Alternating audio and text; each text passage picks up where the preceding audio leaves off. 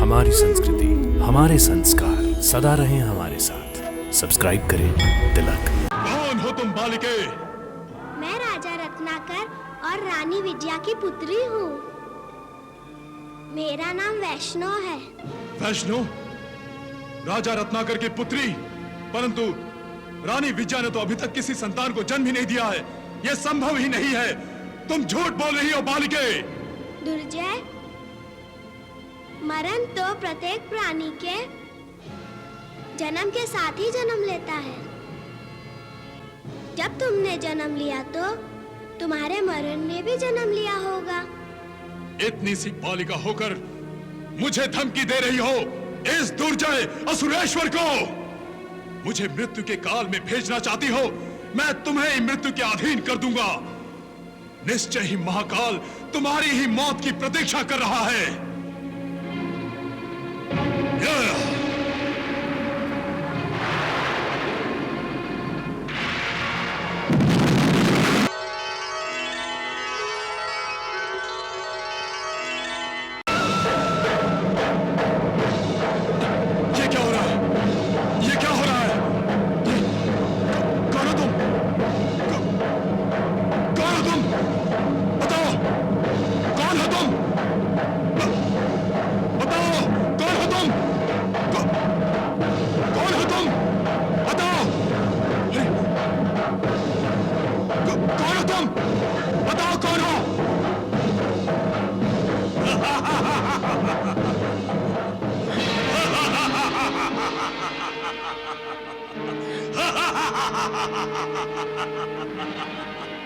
कौन हो तुम?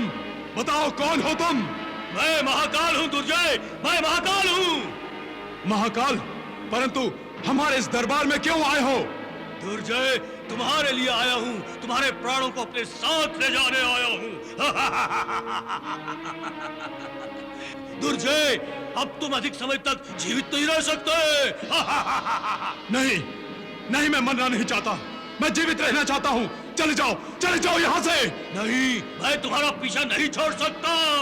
मत करो ऐसी अशुभ बातें, ऐसी डरावनी बातें। भाग जाओ, मैं कहता हूँ भाग जाओ। नहीं, अब जाऊंगा तो तुम्हारे प्राण लेकर ही जाऊंगा, क्योंकि तुम मेरे भक्ष्य हो, क्योंकि तुम मेरे भक्ष्य हो। परंतु मैं मरूंगा क्यों? क्योंकि 9 महीनों बाद तुम्हारी मृत्यु महारानी के कोख से जन्म लेगी। नहीं! महाकाल, मैं महारानी विजया के कोख को ही नष्ट कर दूंगा, परंतु उससे पहले मैं तुझे नष्ट कर दूंगा।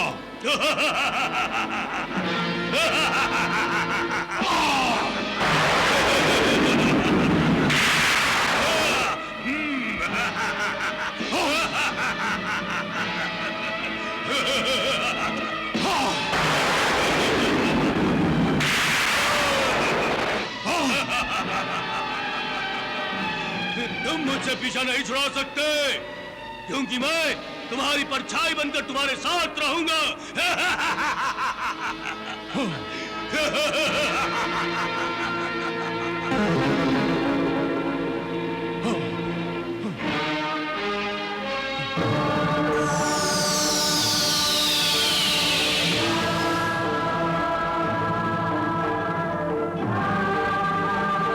कौन हो तुम बालिके?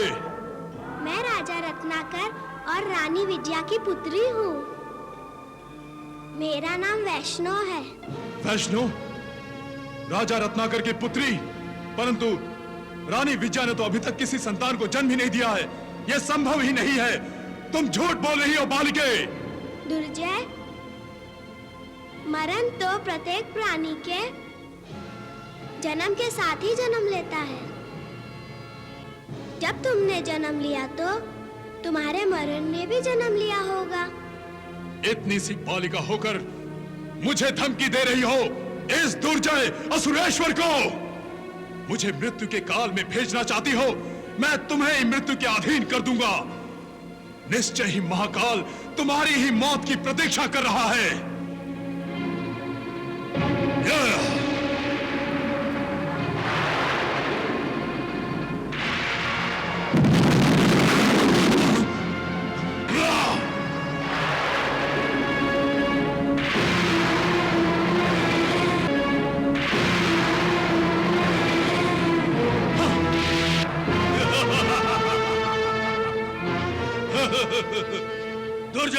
मैं तुम्हारे प्राणों को हरण करने उपस्थित हुआ हूँ।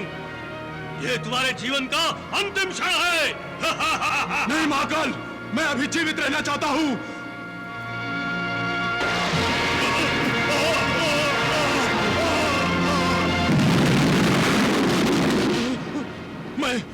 मैं ये सपना सत्य नहीं होने दूंगा।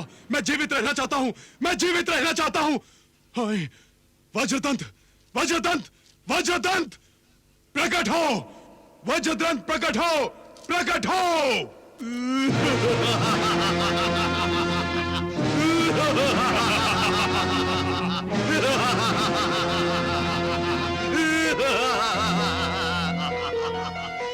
राक्षस राज को वज्रदंत का प्रणाम। कहिए राक्षस राज, क्या आज्ञा है? वज्रदंत, मुझे ऐसा संकेत मिला है कि रानी विजया की जो संतान होगी वही मेरी मृत्यु बनेगी। राक्षस राज, मैं उस संतान को ही नष्ट कर दूंगा। इसी अपेक्षा से तो मैंने तुम्हें यहाँ बुलाया है। मैं चाहता हूँ कि रानी विजया उस संतान को जन्म ही न दे। तुम एक काम करो, एक काम करो, तुम रानी विजया के गर्भ में ही प्रवेश कर जाओ और उसे अंदर ही खत्म कर दो। न रहेगा बांस, न बजेगी बांसुरी।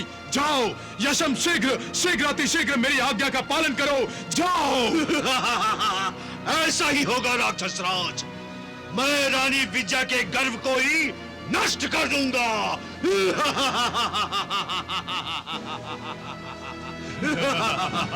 अब मैं देखता हूँ कि रानी विजया अपने संतान को जन्म कैसे देती है।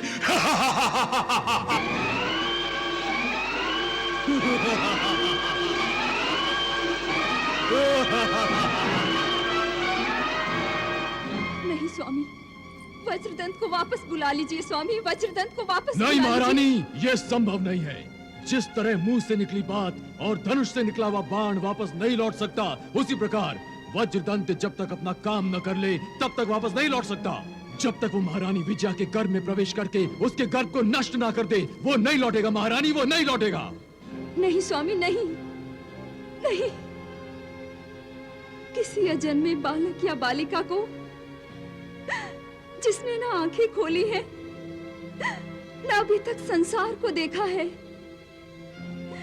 जो निष्पाप है, ऐसे बालक या बालिका की हत्या गर्भ में कर देना महापाप है स्वामी, महापाप है। बंद करो अपना ये उपदेश। अपनी मृत्यु को मारना पाप नहीं, पुण्य है, पुण्य। और क्या तुम्हें नहीं पता कि महारानी विजया की कोख से जो संतान जन्म लेगी वो मेरा काल है, काल। और क्या तुम चाहती हो कि मेरी मृत्यु जन्म ले? क्या तुम चाहती हो कि तुम्हारे माथे से सुहाग का सिंदूर मिट जाए, कि तुम विधवा हो जाओ, कि तुम सफेद वस्त्रों में आ जाओ? नहीं स्वामी। तो क्या तुम चाहती हो कि तुम्हारा पुत्र भैरव, जो अभी 7 वर्षों का भी नहीं हुआ, अनाथ हो जाए? नहीं स्वामी, नहीं। तो तुम बार बार क्यों उल्टी सीधी बातें करके हमें हमारे काम में बाधा डालती हो? नहीं स्वामी, मेरे कहने का अर्थ ये नहीं था। अर्थात तुम यही चाहती हो ना कि तुम्हारा पुत्र और पति सुरक्षित रहे? हाँ महाराज। तो ठीक है, तुम जाओ और अपने पुत्र और पति के लिए प्रार्थना करो कि वज्रदंत जिस काम के लिए गया है वो उस काम में सफल हो जाए। मेरा मतलब है कि महारानी विजया की कोख में प्रवेश करके उसके गर्भ को नष्ट करने में सफल हो जाए।